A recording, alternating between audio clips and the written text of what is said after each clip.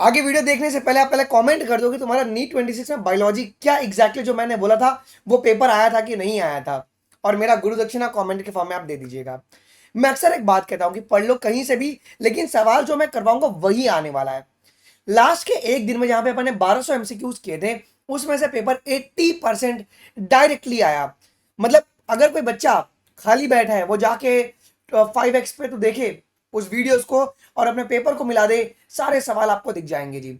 तो जब मैं कल रात से अभी बैठ के अपना पूरा स्नाइपिंग ही कर रहा था, एक एक रिकॉर्डिंग चेक कर रहा था, सो 88 एमसीक्यूज जो है बेटा जी वो अपने मॉक से डायरेक्टली मिले। दो एमसीक्यूज, एक तो वो क्यूबिक मीटर वाला जो 6000 वाला था, एक वो हमने नहीं किया था प्रैक्टिस, और एक दूसरा हमारे पास था वो पेंगुइन वाला जो ये इसमें था ना, फ्लाइटलेस बर्ड जो स्विमिंग करती है, वो हमने प्रैक्टिस नहीं किया था। ठीक है, ये दो सवाल हमने प्रैक्टिस नहीं किया था। बाकी 88 के 88 एमसीक्यूज जो मैंने आपको डीएनए फिंगरप्रिंटिंग बताया था, मैं आपको प्रूफ दिखाऊंगा।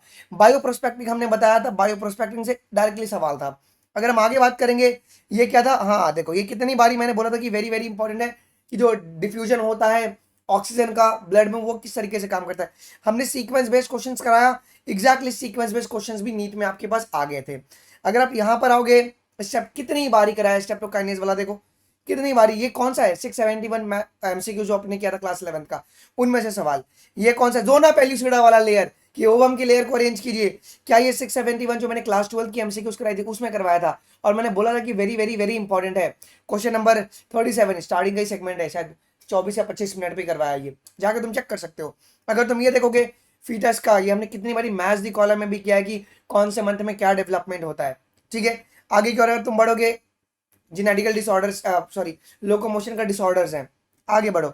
ये जीवन फेज वाला भी क्वेश्चन किया हुआ है, ग्लाइको, हाँ ये वाला भी सवाल क्या था, क्या ये तो हम लोगों ने कल सुबह किया हुआ था कि ग्लाइकोलिसिस क्रेब्स साइकिल और ईटीएस कहाँ पर होता है, मैथ्स कॉलम में सवाल आता है।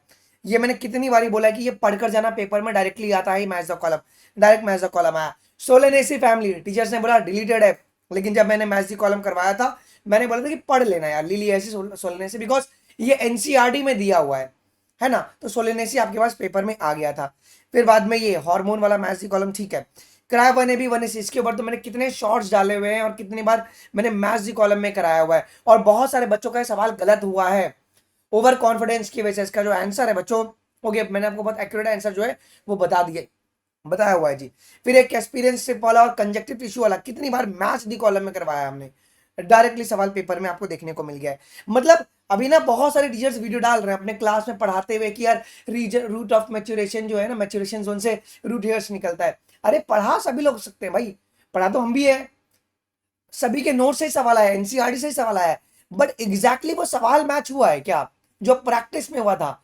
मैं तो ओपन चैलेंज करता हूं बड़ी बड़ी इंस्टीट्यूट को कि भैया आप भी लेकर आओ अपने मॉक पेपर को जो आपने बच्चों को दिया था। नहीं, क्योंकि वहां पे पेपर को डिफिकल्ट बनाया गया था कि तुम्हारा हालत खराब हो जाए। जब मैं प्रैक्टिस करवाया करता था तो बच्चे कहते थे कि सर इतना इजी पेपर आएगा।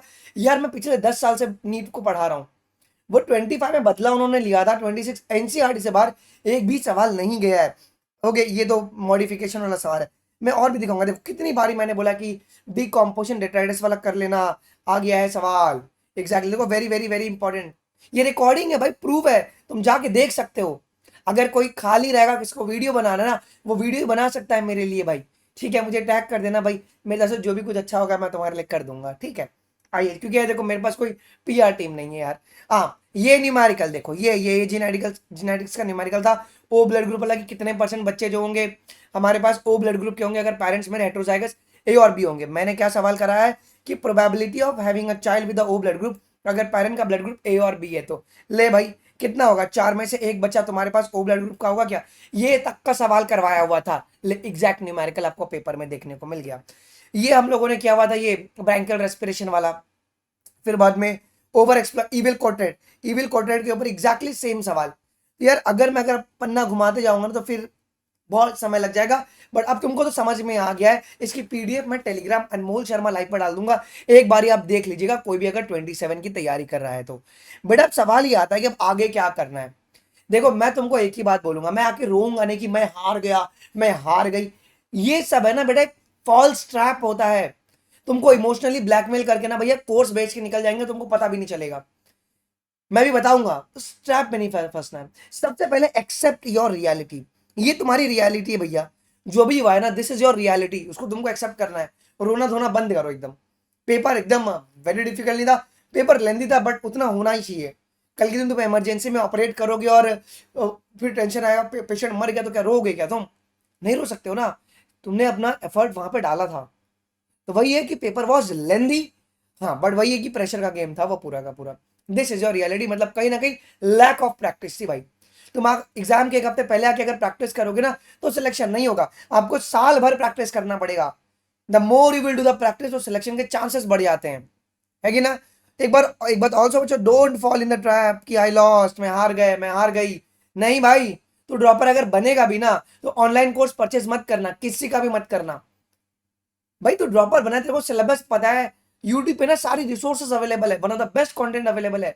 तू इतना सेग्रीगेट कर ही सकता है ना, डाउनलोड करके तो टेलीग्राम के सेव सेक्शन में सारे वीडियो को रख के एक हफ्ते में, और उसके बाद तो अपनी पढ़ाई भी शुरू कर सकता है अगर तू ड्रॉप लेगा तो। कोई सी भी ऑनलाइन कोर्स को परचेस करने की जरूरत नहीं है इस समय, everything is available on the YouTube. अगर करना हो तो बेस्ट टेस्ट सीरीज ज्वाइन कर लेना, बस दैट्स इट। बिकॉज होता क्या ना कि किडनी का फंक्शन जो पिछले साल टीचर ने पढ़ाया था इस साल भी वही है, बट किडनी के ऊपर जो सवाल होगा वो इस साल जो आया था वो नहीं आएगा, अगला ही सवाल आएगा। बस इतना बात ध्यान देना। और कोई भी ड्रॉप का डिसीजन अभी मत लो, आप लोग है ना 3-4 दिन अपने बॉडी को और रेस्ट को माइंड कर दो, रेस्ट दो, माइंड को और बॉडी को आराम से रेस्ट दो यार, ठीक है? और अगर तुम एंशियस फील कर रहे हो इस व्हाट्सएप नंबर पे बच्चों मैसेज कर देना, मैं तुमको रिप्लाई कर दूंगा, लेट आएगा रिप्लाई बट आएगा। और नीट 27 वालों के लिए देखो मैं कुछ भी लॉन्च नहीं करूंगा, तो 10 मई के बाद ही करूंगा जो करना होगा मुझे, आफ्टर 10th में ही मैं करने वाला हूँ।